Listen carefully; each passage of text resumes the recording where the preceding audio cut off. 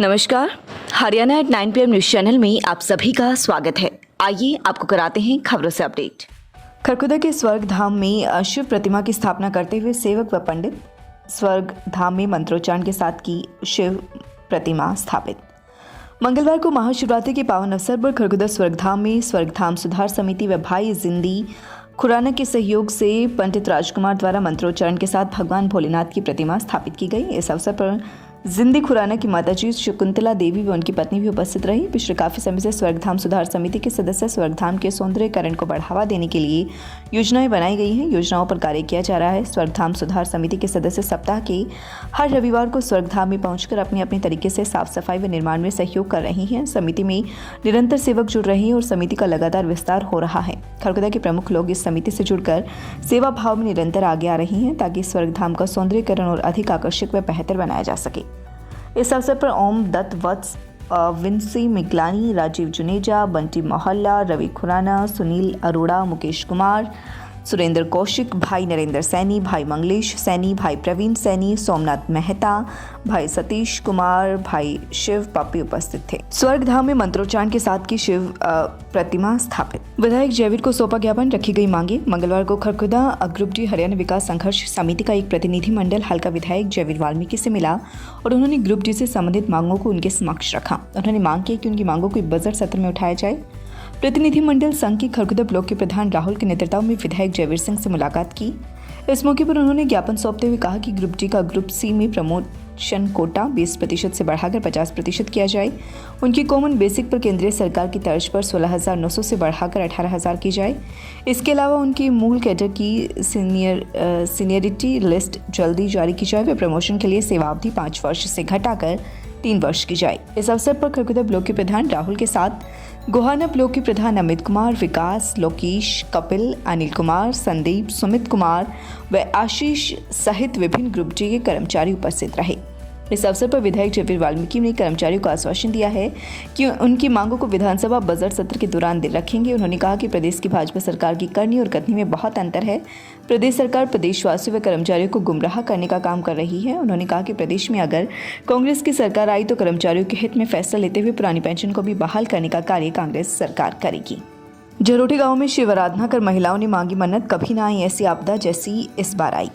झरोटी गांव में मंगलवार को गांव के शिव मंदिर में महाशिवरात्रि के अवसर पर गांव में एक विशाल भंडारे का आयोजन किया गया। सभी महिलाओं ने एकत्रित होकर योजना बनाई और चंदा एकत्रित करके गांव में सत्संग व भंडारा किया। इस भंडारे के दौरान ग्रामीणों, राहगीरों व आसपास के गांव के ग्रामीणों ने भी प्रसाद ग्रहण किया। इस मौके पर महिलाओं का मानना है कि पिछले वर्ष उनके गाँव में भारी प्राकृतिक आपदा हुई है, जबकि इतनी बड़ी प्राकृतिक आपदा आज तक उनके गाँव में नहीं हुई थी। इस प्राकृतिक आपदा में गांव के हर किसान को भारी नुकसान का सामना करना पड़ा। गांव के कई हिस्सों में आज भी पानी जमा है, इसलिए उन्होंने महाशिवरात्रि के अवसर पर शिव भगवान से आराधना की है। इस तरह की आपदा उनके गांव में फिर कभी ना हो और उनका गांव सुख शांति से आबाद रहे, गांव खुशहाल बने, गांव निरंतर प्रगति पर रहे।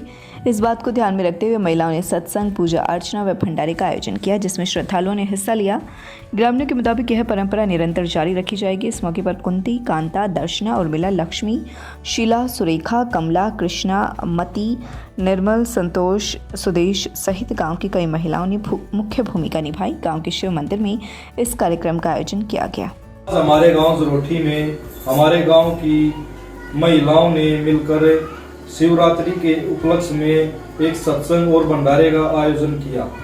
इस आयोजन का मुख्य कारण कुछ समय पहले हमारे गांव में ओलावृष्टि के कारण हुई बर्बादी का था, ताकि हमारे गांव में आगे से ऐसी प्राकृतिक आपदा न हो। इस कारण हमारे गांव में महिलाओं ने बढ़ चढ़कर इस भंडारे का आयोजन किया।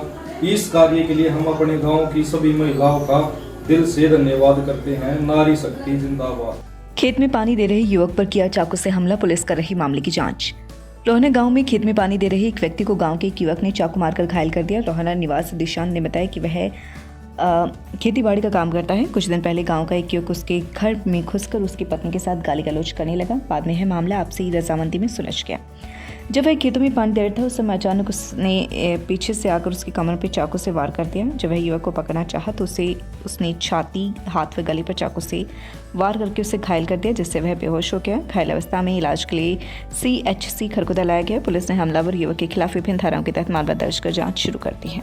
दिल्ली से सटे गुरुग्राम के सेक्टर 31 में स्थित एक घर में बम और अन्य घातक हथियार मिलने से अफरा तफरी की स्थिति है। जांच पड़ताल के दौरान घर के टॉयलेट में कई बमों के साथ अब तक 2 हैंड ग्रेनेड भी बरामद हुए हैं, जबकि अन्य हथियारों की तलाश जारी है। नजदीक के पार्क में गड्ढे खोदकर बमों को डिफ्यूज किया जा रहा है। वहीं बमों को डिफ्यूज करने से पहले सड़क को खाली कराया गया है। फिलहाल जिस घर में बम और अन्य हथियार मिले हैं उसके बारे में गुरुग्राम पुलिस के पास कोई जानकारी नहीं है।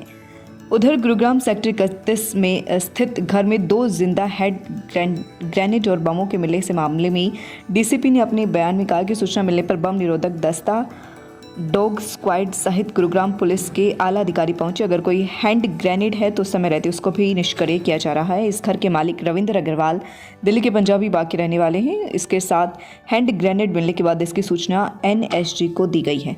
Birla international school, new branch of Birla in your city, affiliated to CBSE. Create the best future for your children. Admission open, pre-nursery to 12th. Tulip Hospital, Sonipat, Department of Urology. We are excited to announce that a well-reputed senior doctor has joined us in Urology Department.